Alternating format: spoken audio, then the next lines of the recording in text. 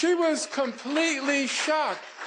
Ms. Livni was bewildered. She was perplexed because she was certain that real hooliganism, it was protected by the Geneva Conventions. After the attack, a former Israeli defense official, he said, with an armada of fighter planes attacking Gaza, Israel decided to play the role of a mad dog for the sake of future deterrence. A former senior Israeli security official, he boasted that Israel had restored its deterrence capacity. The Arabs now fear Israel. Why? He said because Israel has shown Hamas, Iran, and the region that it can be as lunatic as any of them. Lunatic, mad dog, real hooliganism, wild, immense suffering. What else could the Goldstone mission conclude except that Israel intended to punish, humiliate, and terrorize the civilian population, and that the decisions were made by the senior leaders in the military and in the political life of Israel?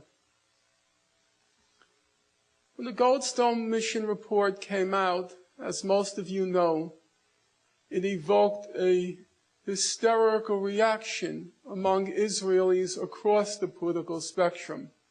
Not just the so-called right wing, but the doves, the ones we're told are lovers of peace.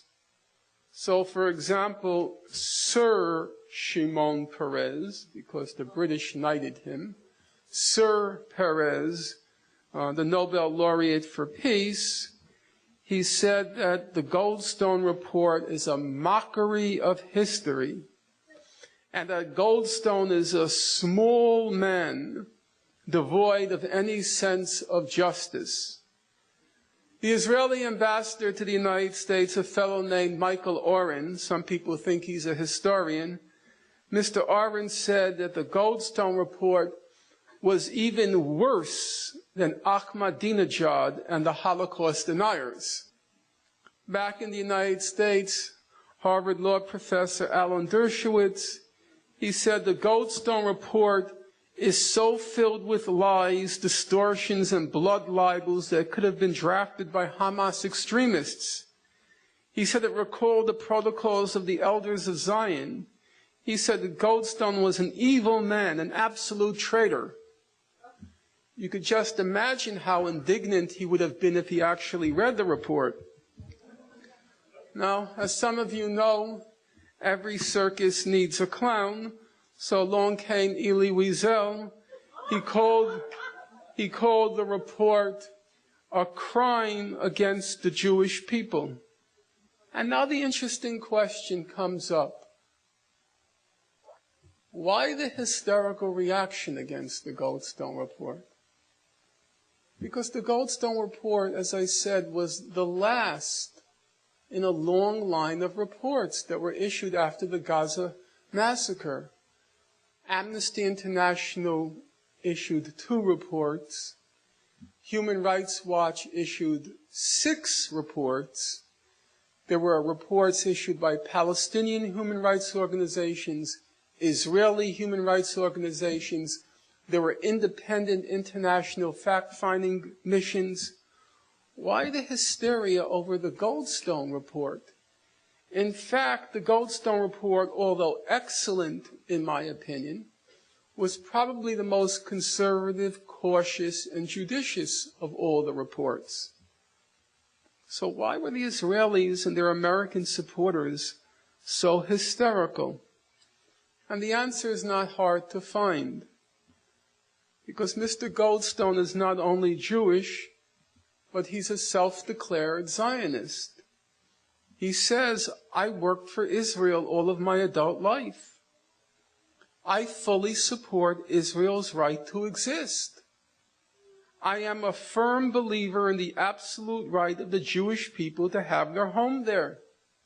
That's Mr. Goldstone. Mr. Goldstone sits in the board of governors of the Hebrew University in Jerusalem. He received an honorary doctorate from the Hebrew University in Jerusalem.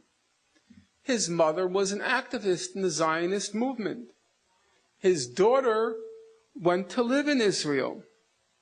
When Goldstone was asked, why did you go into human rights law, international law?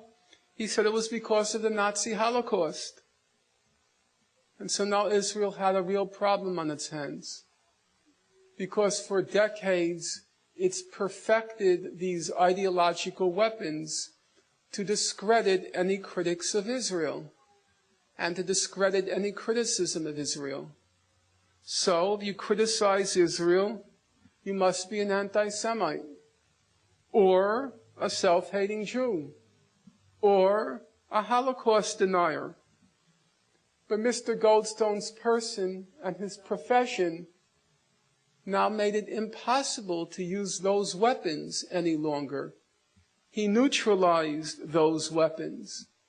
As the Israeli columnist Gideon Levy put it, this time with Goldstone, the messenger is propaganda-proof. Mr. Goldstone, he doesn't seem like your typical anti-Semite. He doesn't act like your typical self-hating Jew. He says, I love Israel, I'm a Zionist.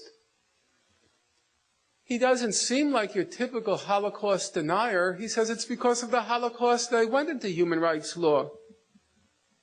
Well, if Mr. Goldstone is not an anti-Semite, if he's not a self-hating Jew, if he's not a Holocaust denier, if he's not incompetent or a fool, and the former chief prosecutor in the tribunals for Yugoslavia and Rwanda doesn't seem like an incompetent or a fool, so the only plausible explanation for the devastating content of the report he authored, the only possible explanation was it was true.